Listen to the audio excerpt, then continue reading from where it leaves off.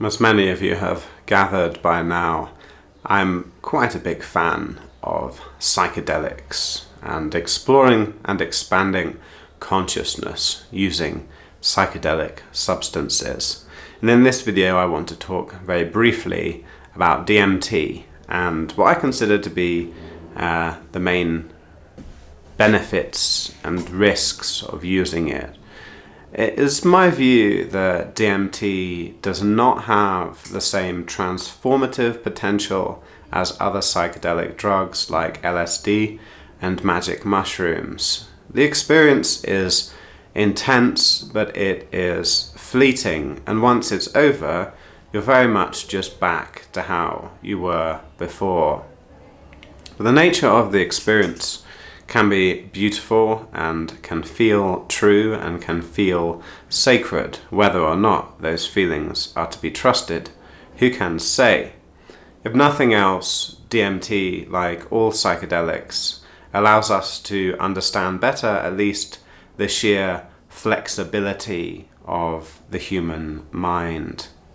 There is a danger with DMT though that I think is perhaps not explored or spoken about so much, and that danger comes in what you do with the negative experiences. Like, it's common to encounter entities, and in my experience the entities have been at best indifferent and at worst actively hostile. On one occasion I had an experience of DMT entities trying to drill a hole in my skull and steal my soul. And afterwards, once it wears off and you're back in the so-called real world, you're left with a question. Was that real? Did that really happen to me? Have I actually maybe lost a bit of my soul to these demons? And you have to make peace with the unfortunate epistemological reality that you can never know.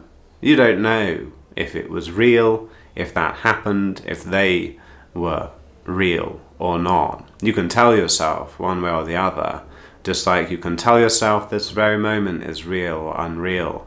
But there is something quite arbitrary about that judgment in the end. We do not know.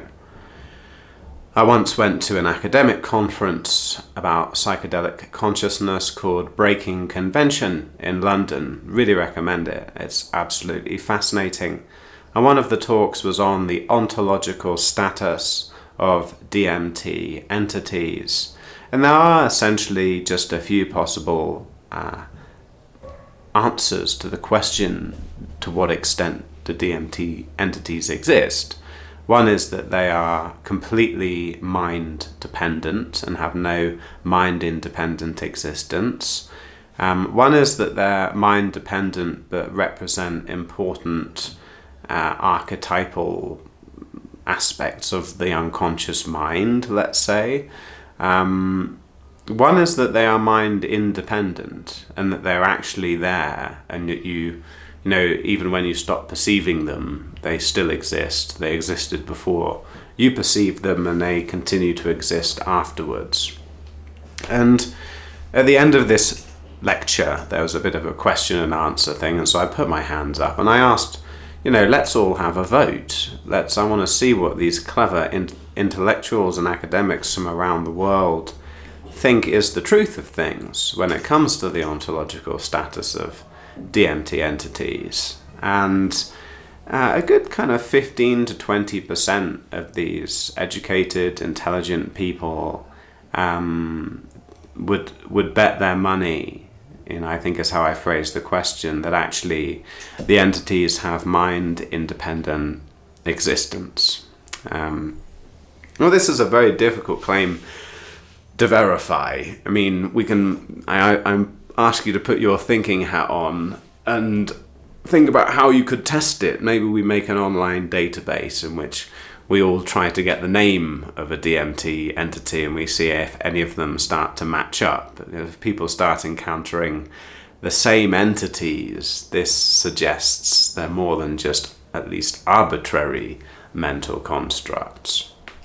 But anyway, It seems to me that, the main danger of DMT is that you're left with this haunting question: was that real? And if the experience is good, you'll be liable to say, oh yes, that was real. I had a religious experience and I saw the great truth.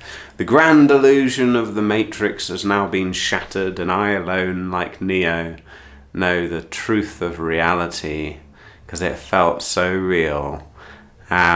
Look at me, aren't I great? And I've noticed that psychonauts are very liable to claim that the nice experiences are true.